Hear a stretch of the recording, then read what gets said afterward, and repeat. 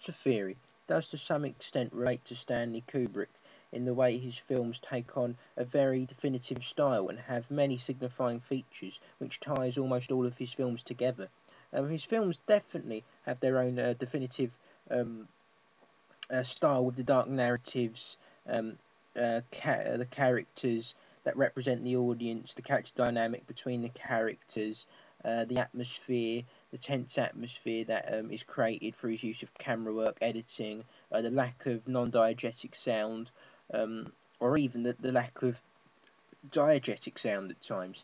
And Kubrick certainly, more than almost, if not any director, maintains control over his films, often involved in every aspect of the filmmaking process. For example, he often writes the screenplay, directs the films, often involved in sound, cinematography, and research. So he definitely has control over his work like an artist would, and expresses himself like an artist would. Some of Sarris's auteur theory applies because he has a very innovative and because he has been very innovative and he has advanced film along the medium of film along. For example, his pioneering use of the Steadicam in the scenes where Jack Torrance's son Danny is riding his tricycle around the hallways in The Shining, for which he recruited Garrett Brown, the person who introduced the Steadicam into mainstream cinema in Rocky 4 years prior. So there are strengths to the auteur theory, but there is also weaknesses, as not all of Sarris's theory is substantial to Kubrick, as he leaves his films very open for interpretation, and although he may have an opinion on what the films are about, he's reluctant to share it with his audience. For example, he would never pay with his credit card in case someone noticed his name on the scanner and would ask him what 2001 Space Odyssey was about. Auteurs, of course, can never really have full control over a large-scale Hollywood film, as you'll run into financial difficulties and organisational problems, like actors not giving the right performance you want on a day when everyone else is working really well, or a negative audience response which impacts the production of a film. For example, Kubrick pulled A Clockwork Orange from theatres until 25 years later due to the belief it inspired people to commit violent criminal acts such as rape.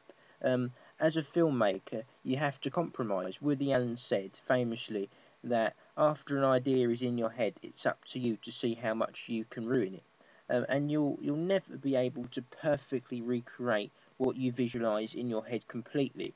So auteur theory is limited, because you can't fully control a film production like a painter controls a canvas.